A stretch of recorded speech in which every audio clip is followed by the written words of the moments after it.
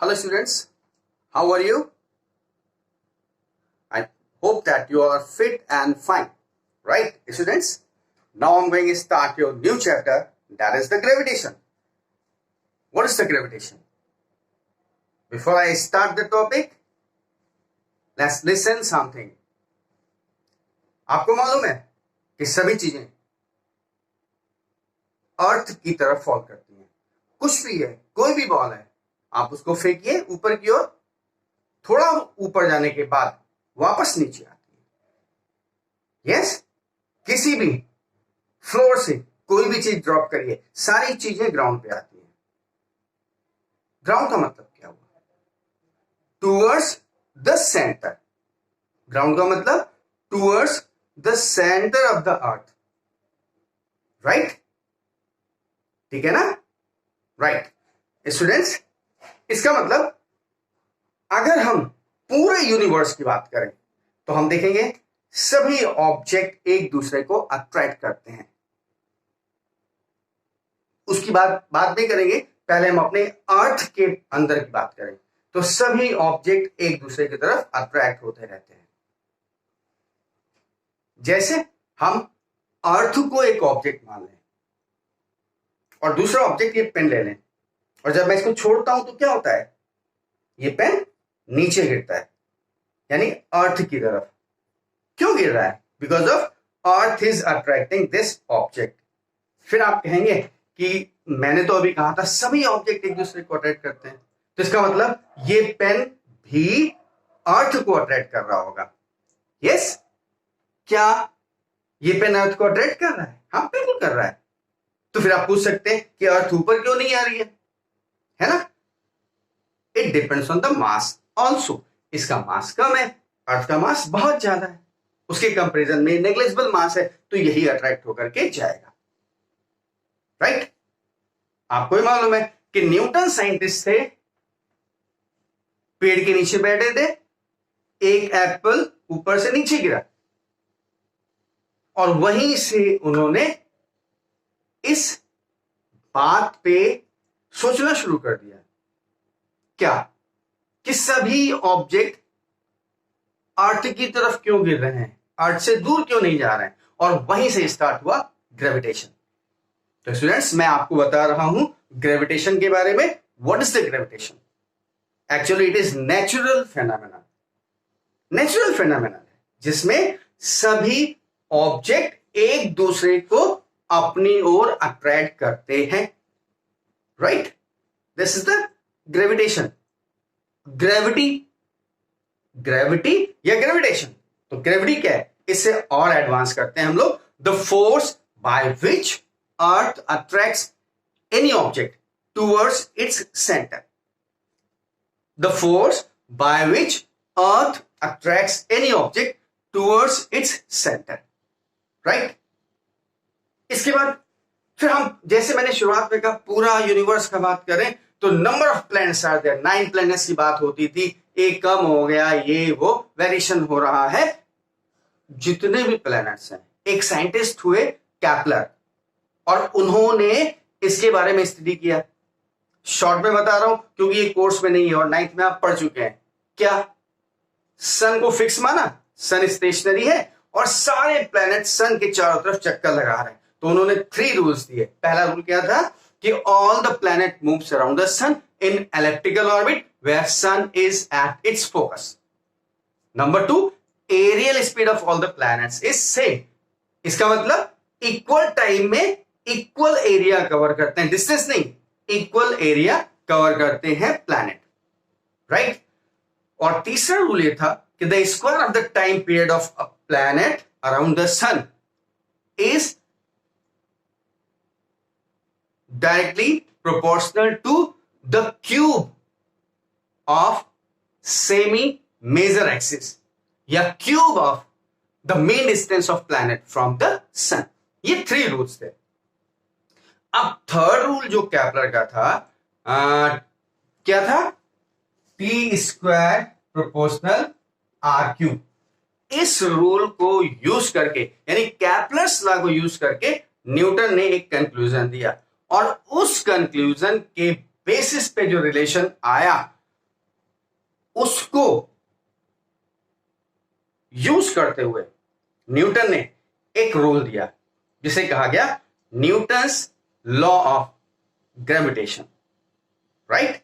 तो अब मैं आपको सीधे टॉपिक पे आता हूं और बताता हूं Newton's law of gravitation.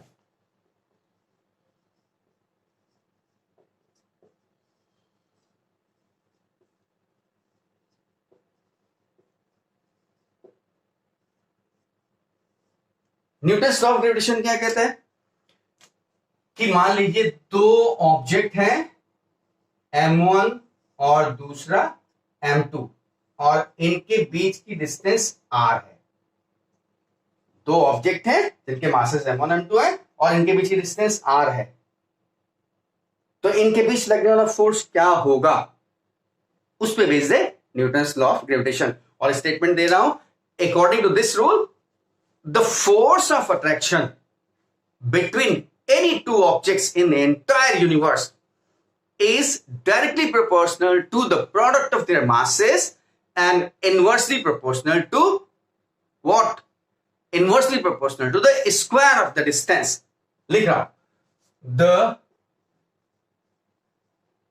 force of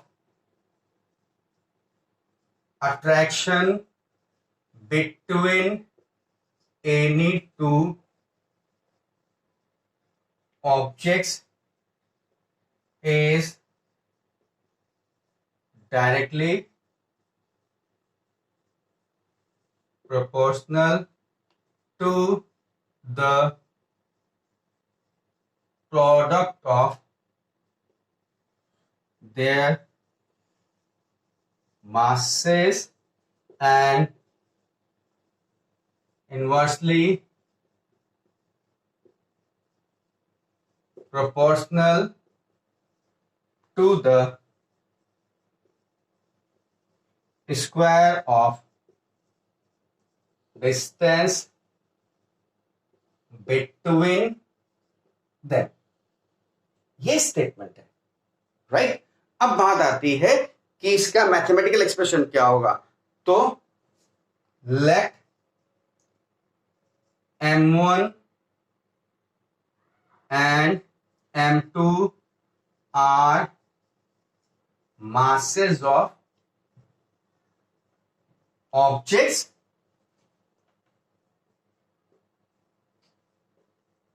separated by distance r। Then according to this rule, m1 m2 and separated by distance r, then according to this rule f proportional m1 m2, f proportional 1 by r square, दोनों को combine करेंगे तो f proportional m1 m2 by r square, और जब constant लगाएंगे तो f is equal to capital G m1 m2 by r square। and students, this is your Newton's law of gravitation और ये उसका मैथमेटिकल फॉर्मूला है। स्टूडेंट्स इसका unit क्या होगा, फोर्स है तो its unit will be Newton. ये चीज समझ में आ गया, ठीक है। तो अभी एक काम करिए, न्यूटन्स लॉ ऑफ ग्रेविटेशन आप वीडियो पॉज करिए, ये statement complete with diagram copy कर लीजिए, फिर हम इसके आगे की बात करते हैं। वीडियो पॉज करके नोट करिए।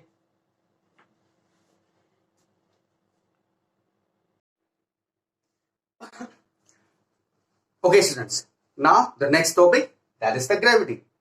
What is the gravity?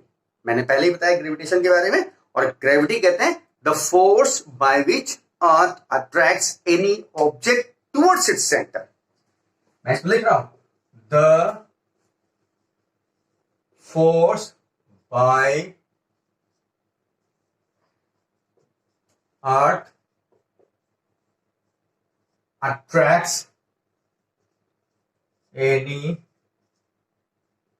object towards its center is gravity. Yes, ये आपका है ग्रेविटी। क्लियर है? अर्थ सारे ऑब्जेक्ट को अपनी ओर अट्रैक्ट करेगी। देखिए, अगर इसको हम मान लें अर्थ, इसका रेडियस क्या है आर ई, और इसका मास क्या है कैपिटल एम ई, और मान लिया कोई ऑब्जेक्ट यहां है। अब यहां से इसको ड्रॉप करेंगे तो क्या होगा, ये अर्थ की तरफ जाएगा, ये नीचे फॉल करेगा। अब जब ये नीचे फॉल करेगा तो क्या होगा, क्या इसकी वेलोसिटी बढ़ती जाएगी? यस, फोर्स ऑफ अट्रैक्शन बढ़ेगा ना भाई। आपको मालूम है F प्रोपोर्शनल 1/r²। तो अभी डिस्टेंस ज्यादा है तो फोर्स कम है, लेकिन जैसे जैसे पास आता जाएगा तो फोर्स बढ़ता जाएगा ना, डिस्टेंस कम होती जाएगी। जब ये यहां पे आएगा तो डिस्टेंस कम हो गई, यहां पे आएगा डिस्टेंस और कम होगी, यानी फोर्स बढ़ता चला जाएगा। इसका मतलब जैसे जैसे ऑब्जेक्ट ग्रेविटी की वजह से अर्थ की तरफ आता जाता है, अर्थ सरफेस से या अर्थ सेंटर से उसकी डिस्टेंस कम होती जाती है, यानी फोर्स बढ़ता जाता है, और फोर्स बढ़ने से उसकी वेलोसिटी बढ़ती जाती है। राइट? अब वेलोसिटी बढ़ रही है तो इसका मतलब क्या हुआ, एक्सेलरेशन प्रोड्यूस हो रहा है। यस, इसका मतलब कोई ऑब्जेक्ट अगर फ्रीली फॉल कर रहा है तो ग्रेविटी की वजह से उसमें वेलोसिटी में इंक्रीज हो रहा है, और इसका मतलब एक्सेलरेशन प्रोड्यूस हो रहा है। इसी एक्सेलरेशन को हम एक्सेलरेशन ड्यू टू ग्रेविटी कहते हैं। मैं लिख रहा हूं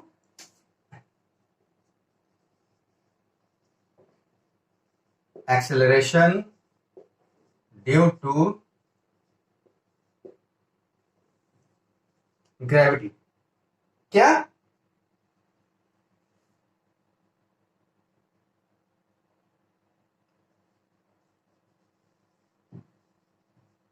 acceleration produced in a freely falling body due to gravity of earth is acceleration due to gravity. Right? इसको डिनोट कैसे करते हैं, इसको डिनोट करते हैं स्मॉल जी से। यस, तो this is denoted by small g. Right? अच्छा स्टूडेंट्स, ये हमारा स्मॉल जी है जिससे एक्सेलरेशन ड्यू टू ग्रेविटी कहते हैं। अब इसका वैल्यू क्या होगा, इसका वैल्यू क्या होगा, तो कहते हैं the value of acceleration due to gravity is 9.8 metre per second square. G is equal to 9.8 metre per second square, और एक सिस्टम है, it is in M K S system. 9.8 metre per second square. ये clear हो गया, इसमें कोई doubt नहीं? Right. अब मेन चीज आती है कि एक्सेलरेशन ड्यू टू ग्रेविटी का value 9.8 metre per second square है, तो ये वैल्यू है कहां पर, कहां है? ये अर्थ है, इसको मैंने अर्थ माना ना, तो आप देखिए ये पोल्स हैं और ये आपका इक्वेटर है। अब ये वैल्यू कहां पे है, तो कहा गया है कि value of acceleration due to gravity is 9.8 metre per second square at 45 degree latitude from sea level. At 45 degree latitude from sea level. हर जगह की वैल्यू नहीं है, ये एक पर्टिकुलर पॉइंट पे है, और ऐसा भी नहीं है कि हर जगह यही वैल्यू है 9.8। No, it is at a particular point, और मैंने बता दिया 45 degree latitude from sea level. ठीक है? अच्छा, अब अगर ये पर्टिकुलर प्लेस की वैल्यू है तो फिर इसकी वैल्यू में क्या कुछ वेरिएशन भी होते होंगे? भाई आपने कभी न्यूमेरिकल्स लगाए होंगे 9th क्लास में, तो वहां हमने देखा होगा जी की वैल्यू कभी कभी 10 ले लेते हैं, या अभी हम लोग लगाएंगे तो जी की वैल्यू 10 ले लेंगे। इसका मतलब वेरिएशन है। जब इसकी ये वैल्यू एक फिक्स पॉइंट पे है तो इसका मतलब जी की वैल्यू में वेरिएशन है, और वो वेरिएशन कैसे होगा? तो पहले हम एक नया रिलेशन बताते हैं आपको। उससे पहले आप देखिए, हमको मालूम था कि F is equal to G m1 m2 upon R square. अब हमारे पास दो जी आ गए, स्मॉल जी और कैपिटल जी। ये है स्मॉल जी और ये है कैपिटल जी। दोनों में अंतर क्या है? Small g is the acceleration due to gravity and capital G क्या है? Universal gravitational constant. हमने जब पीछे लिखा था न्यूटन्स लॉ ऑफ ग्रेविटेशन, वहां बताया नहीं था, नोट करिएगा। Capital G is universal gravitational constant. Yes, it is your universal gravitational constant. और इसका वैल्यू क्या है?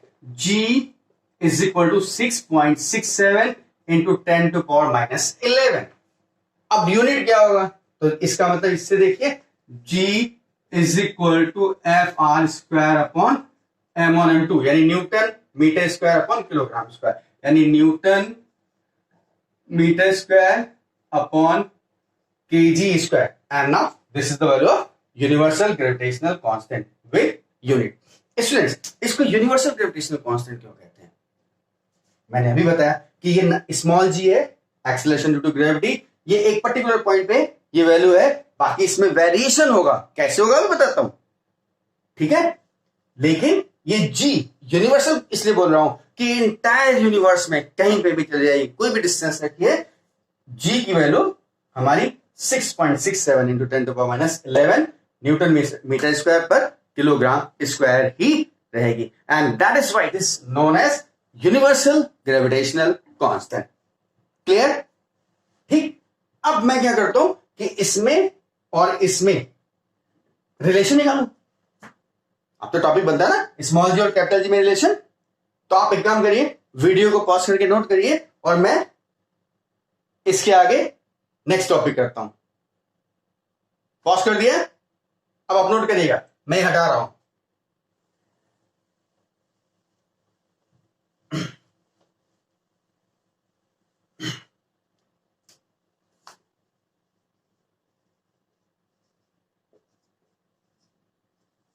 Small g and capital G क्या है? देखिए, मैंने ये कहा ये अर्थ है, इसका mass capital M, radius R, और एक ऑब्जेक्ट यहां पर जिसका मास स्मॉल एम है। तो इन दोनों के बीच में लगने वाला ग्रेविटेशनल फोर्स क्या होगा? F is equal to G m upon R E square. यानी एक ऑब्जेक्ट जिसका मास स्मॉल एम है, अर्थ सरफेस के ऊपर रखा है या वेरी क्लोज है, यानी इस डिस्टेंस को हम रेडियस के कंपैरिजन में नेग्लेक्ट कर देंगे। तो अब यहां पर क्या फोर्स लगेगा? दूसरा ऑब्जेक्ट अर्थ मान लिया हमने, तो according to Newton's law of gravitation F is equal to G this. Yes. अच्छा, अब इसका वेट भी तो एक्ट कर रहा होगा। वेट क्या है? The force by which earth attracts any object towards its centre. तो वेट क्या हो गया? The force, and that is m into g. Weight मतलब मास इंटू ग्रेविटी। तो ये इक्वेशन 1 है, ये इक्वेशन 2 है, दोनों फोर्स है। तो फ्रॉम इक्वेशन 1 एंड 2 देखिए, m g is equal to G m upon R square. M cancel हो गया, यानी small g is equal to G m upon R E square. Yes, ठीक है? कोई डाउट इसमें नहीं? तो this is the relation between small g and capital G. ये बात समझ में आ गई? मुझे लगता है सब आपको मालूम होगा, अगर पढ़ा होगा, नहीं तो कॉपी कर लिया। Relation between small g and capital G. और शुरुआत कैसे करेंगे? We know that F is equal to this and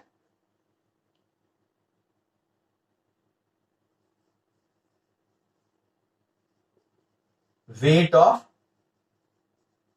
object F is equal to mg. W is equal to F is equal to mg from equation 1 to yes. This is the relation. तो video pause करके इसको note करिए। अब हम variation समझाएंगे आपको, ठीक है? तो इसको वीडियो पॉज करके नोट करिए। यस, कर लिया? राइट। अब चलते हैं हम लोग नेक्स्ट टॉपिक में। वो क्या है? इसका वेरिएशन। देखिए,